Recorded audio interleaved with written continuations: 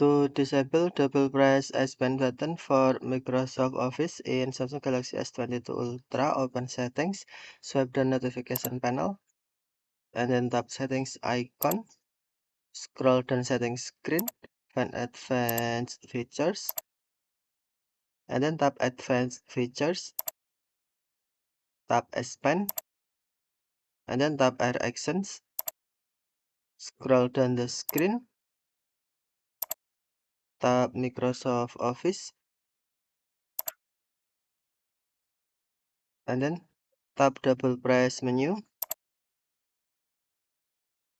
select Do Nothing. Now double press S1 button for Microsoft Office set as Do Nothing or Disable. Okay, thank you for watching. Have a nice day.